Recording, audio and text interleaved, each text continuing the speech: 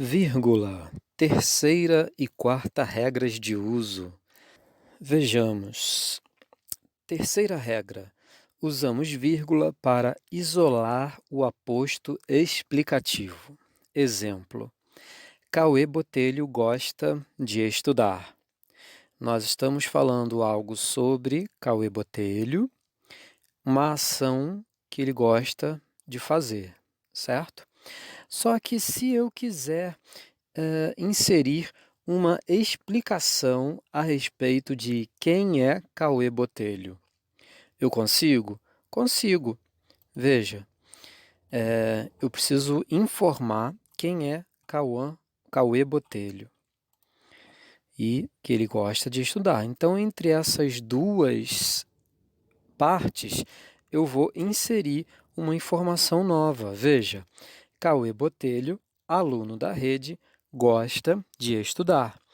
Então, quando eu insiro esse chamado aposto explicativo, essa informação nova, significa que essa informação nova precisa vir isolada entre duas vírgulas, por duas vírgulas, ok? Se eu tiver uma, eu tenho que botar a outra e vice-versa. Poderia falar outro aposto explicativo sobre Cauê Botelho? Sim. Veja, Cauê Botelho, aquele aluno de casaco amarelo, gosta de estudar. Perceberam que eu inseri bem aqui, entre essa parte e esta outra parte, uma informação explicativa, que nós chamamos de aposto explicativo. Logo, eu preciso destas duas vírgulas aqui. Bom, e se eu quiser fornecer uma explicação sobre algum termo que esteja no fim da frase? Porque nós vimos ali no slide anterior que o aposto explicativo estava aqui, olha, no meio da frase. Porém, agora eu preciso informar algo no fim da frase. Vamos atribuir um aposto explicativo a Larissa Félix. Veja a frase. A diretora homenageou Larissa Félix. Mas o autor desta frase deseja explicar, por meio do aposto explicativo, quem é Larissa Félix. E como nós vamos fazer isso? Vamos fazer da seguinte maneira. A diretora homenageou Larissa Félix, vírgula, a estudante de blusa xadrez. Eu tenho agora a quarta regra. Usamos vírgula para marcarmos que o adjunto adverbial foi antecipado para o início ou para o meio da frase. Professor, eu tenho dúvida, não sei o que é o adjunto adverbial.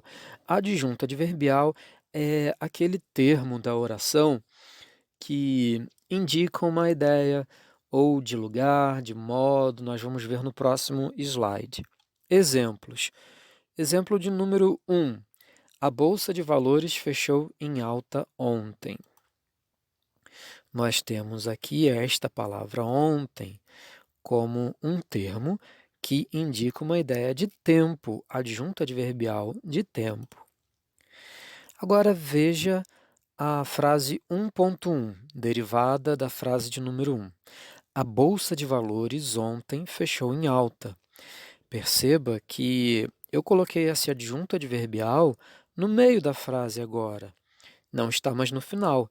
Se ele estiver no final, diz a regra que não necessita de vírgula aqui, depois do alta, ou seja, antes do ontem. Porém, se o usuário da língua antecipa o adjunto adverbial para o meio da frase, então eu preciso de duas vírgulas. Veja o item 1.2. Ontem, a Bolsa de Valores fechou em alta. Eu peguei esse termo que indicava tempo, esse adjunto adverbial, e o coloquei no início da frase. Nós vamos ter duas vírgulas? Não, terei uma vírgula apenas, isolando esse adjunto adverbial antecipado. Frase de número 2. Vive-se mais um ano de paz em Israel. Tomara, né? Bom, em Israel é um termo que indica uma ideia de lugar, um adjunto adverbial de lugar, assim como a palavra ontem, que indica tempo, exerce a função sintática de adjunto adverbial de tempo. Beleza. Frase 2.1. Vive-se em Israel mais um ano de paz. Neste caso, eu antecipei para o meio da frase esse adjunto adverbial de lugar. Vive-se, vírgula, em Israel, vírgula, mais um ano de paz. E se eu quiser colocar esse adjunto adverbial no início da frase, eu posso? Posso. Item 2.2. Em Israel, vive-se mais um ano de paz. E quais seriam as diferenças entre colocar no final, no meio ou no início da frase esse adjunto adverbial? Diz o grande mestre Otto Moacir Garcia que vai depender do que nós desejamos dar ênfase, daquilo que nós desejamos enfatizar na nossa comunicação.